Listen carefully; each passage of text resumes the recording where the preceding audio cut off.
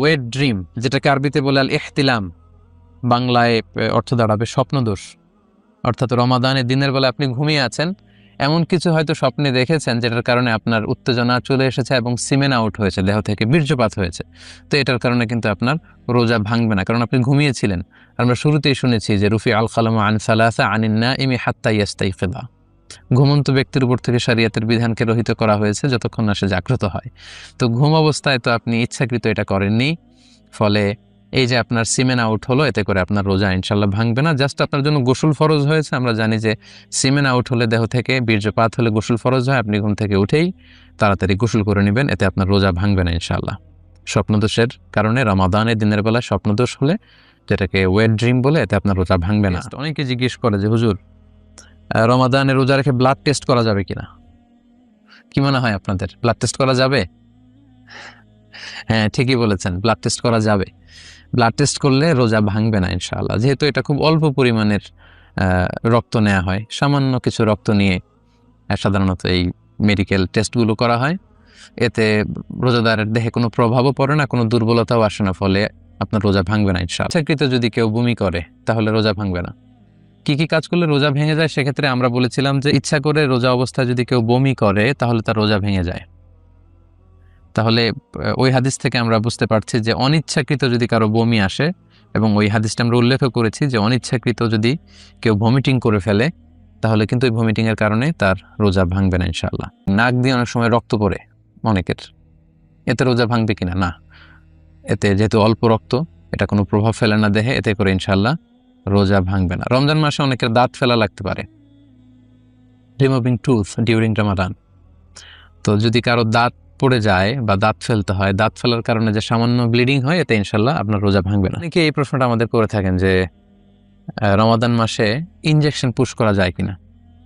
জি, এটার উত্তর হচ্ছে রমাদানে আপনি ইনজেকশন পুশ করতে পারবেন যদি সেই ইনজেকশনটা সিম্পল পেইন কিলার ইনজেকশন হয়, ব্যথানাশক ইনজেকশন অথবা অ্যান্টিবায়োটিক ইনজেকশন হয়।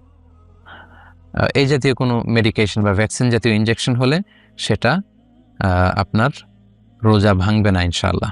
কিন্তু ওই ইনজেকশন যদি স্বাভাবিক ইনজেকশন না হয়ে কোনো এনার্জেটিক ইনজেকশন হয়, যেটার মধ্যে ফুড সাপ্লিমেন্টারি আছে, অথবা যেটার মধ্যে নিউট্রিশিয়াস, যেটা নিউট্রিশন ভ্যালু আছে, পুষ্টিগুণ সম্পন্ন ইনজেকশন। এখন এমন অনেক ফুড সাপ্লিমেন্টারি ভ্যাকসিন বা ইনজেকশন আবিষ্কার হয়েছে যেটা আপনার দেহে পুশ করলে 3 দিন 4 দিন আপনার ক্ষুধা লাগবে না, পুষ্টির শূন্যতায় ভুগবেন না। এটা এত এনার্জেটিক ইনজেকশন। এই জাতীয় ইনজেকশন দিলে কিন্তু আপনার রোজা ভেঙে যাবে, কারণ তখন আপনি ইনডাইরেক্টলি সেই আল আকল ওয়া শুরব, আমরা শুরুতে যেটা বলেছি, খাওয়া এবং পান করা অর্থাৎ পানাহার, সেটাই আপনি করছেন। আপনি সরাসরি হয়তো মুখ দিয়ে, খাদ্যনালী দিয়ে আপনার পাকস্থলী বা স্টোমাকে খাবার পাঠাচ্ছেন না, কিন্তু ইনডাইরেক্টলি এনার্জেটিক বা ফুড সাপ্লিমেন্টারি কিংবা নিউট্রিশন ভ্যালু আছে এরকম ইনজেকশন পুশ করে কিন্তু এই খাবার বা পানীয়ের কাজই আপনারা করছেন। তো এই জাতীয় ইনজেকশন হলে রোজা ভেঙে যাবে। কিন্তু এমনি সিম্পলি কোনো ভ্যাকসিন, পেইন কিলার ইনজেকশন, এই জাতীয় সাধারণ ইনজেকশন ইনশাল্লাহ রোজা ভাঙবে না। আমাদের ডেইলি লাইফে কিছু কমন বিষয় আছে যেগুলো আমরা বাসায় বা বাসা বাড়িতে ঘরে ইউজ করি, এগুলোর ব্যাপারে আমরা প্রায় প্রশ্ন শুনি যে এগুলোতে রোজা ভাঙবে কিনা। এর মধ্যে একটা হচ্ছে টুথপেস্ট দিয়ে ব্রাশ করা যাবে কিনা, এবং যদি ব্রাশ কেউ করে তাহলে রোজা ভাঙবে কিনা। এর উত্তর হচ্ছে, কেউ যদি টুথপেস্ট দিয়ে রমাদানে দিনের বেলায় ব্রাশ করে তাহলে তার রোজা ভাঙবে না, তবে এটা মাকরু হবে। এই কারণ এটা খুব ঝাঁঝালো, এটার মধ্যে এক ধরনের স্বাদ থাকে, এবং দিনের বেলা কেন আপনি এটা করবেন? আপনি মেসওয়াক করবেন।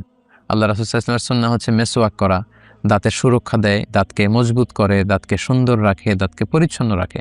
এবং আল্লাহ রাসূল সাল্লাল্লাহু আলাইহি ওয়াসাল্লাম নি'মা সিওয়াকিয়া জাইতুনের ডাল দিয়ে আল্লাহ রাসূল সাল্লাল্লাহু আলাইহি ওয়াসাল্লাম মেসওয়াক করতেন। তাই আমরা সাজেস্ট করব দিনের বেলা আপনি মেসওয়াক করবেন। আপনি যদি ব্রাশ করতে চান তাহলে আমাদের সাজেশন হচ্ছে যে সাহারি খাওয়ার পরে, যেহেতু অনেক ফুড পার্টিকেল দাঁতের কণায় জমে থাকে, সাহারি খাওয়ার পরে ফজর শুরু হওয়ার আগে আপনি টুথপেস্ট দিয়ে ব্রাশ করে ফেলেন, সারাদিনের জন্য আপনি ফ্রেশ। আর প্রত্যেক নামাজের আগে আপনি মেসওয়াক করুন।